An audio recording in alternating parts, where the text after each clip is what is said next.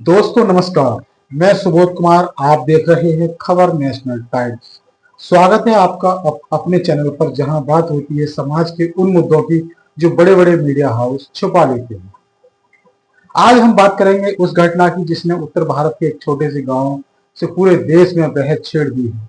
जब दलित समाज ने रोकी सवर्णों की राम कथा की कलश यात्रा और खुलकर कहा, अगर हमें भीम जयंती नहीं मनाने दी जाती तो आपकी राम कथा भी नहीं होगी। ये सिर्फ एक विरोध नहीं बल्कि समाज में बराबरी के हक की लड़ाई है। एक और अध्याय है, तो बने रहिए हमारे साथ, क्योंकि आज का एपिसोड आपको सोचने पर मजबूर कर देगा। घटना उत्तर प्रदेश के एक छोटे से गांव की है, जहां दलित समाज ने एक ऐसी परंपरा को चुनौती दी है जो वर्षों से बिना सवाल उठाए चलती आ रही है। हर साल की तरह इस बार भी गांव के सवर्ण समुदाय ने राम कथा का आयोजन रखा था। इसमें भव्य कलश यात्रा होनी थी, जिसमें महिलाएं सिर पर कलश रखकर गाजे बाजे के साथ चलती हैं। लेकिन जैसे ही यात्रा दलित बस्ती की ओर बढ़ी, दलित समाज के लोगों ने रास्ता रोक दिया। उनका साफ कहना था कि जब हमें बाबा साहेब अम्बेडकर की जयंती मनाने से रोका गया, हमारे पोस्टर फाड़े गए, हमारे पंडाल तोड़े गए, तो फिर आप किस हक से राम कथा निकाल रहे हैं? आप भी उस परमिशन को दिखाओ जो प्रशासन के द्वारा दी गई है। भीम जयंती नहीं तो राम कथा भी नहीं, यही उनका नारा था।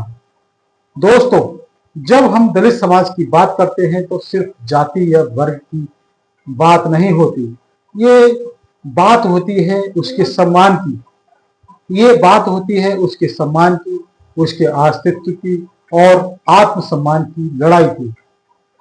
अब हम बात करते हैं प्रशासन की, जो हमेशा ऐसे मामलों में शांति व्यवस्था के नाम पर दलित समाज को ही चुप रहने की सलाह देता है। घटना की जानकारी मिलते ही पुलिस पहुंची और दलित समाज से कहा, आप लोग रास्ता छोड़ दीजिए, हम आगे जांच करेंगे। लेकिन दलितों ने साफ कह दिया, पहले ये तय कीजिए क्या संविधान से बड़ा आपका धर्म है, और दोनों इस बात पर अड़ गए। दलित समाज रास्ते पर आ गए।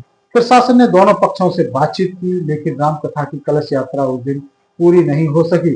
समझा बुझाकर किसी तरह उनको हटाया गया और फिर आगे की जो यात्रा वो शुरू की गई। दलित समुदाय के लोगों ने कहा, हमने हमेशा आपके पर्वों में भाग लिया, राम कथा सुनी, रामनवमी मनाई, लेकिन जब हमारी भीम जयंती आई तो आपने लाउड स्पीकर बंद करवा दिए, परमिशन नहीं दी। क्यों? आपके लिए ये आस्था है, हमारे लिए यह मुद्दा सिर्फ एक यात्रा का नहीं, ये दोहरे मापदंड का विरोध था, जिसमें एक वर्ग को धार्मिक आयोजन की पूरी छूट है और दूसरे को संविधान निर्माता की जयंती मनाने की भी इजाजत नहीं है। ये कहाँ का न्याय है? अब बात करते हैं सवर्ण समाज की प्रतिक्रिया की। उनका कहना था कि राम कथा एक धार्मिक आयोजन है, इसे रोकना हिंदू धर्म का अपमान है। लेकिन बाबा साहब की जयंती रोकना या उसकी परमिशन देना, वो भी तो संविधान का अपमान है। राजनीति करने वाले लोग माहौल बिगाड़ रहे हैं, लेकिन सवाल यह है कि जब भीम जयंती के पंडाल को गिराया गया या रोका गया, तब कौन राजनीति कर रहा था? क्या संविधान निर्माता का सम्मान करना हिंदू धर्म के खिलाफ है? इस घटना के बाद सोशल मीडिया पर दो धड़े बन गए हैं।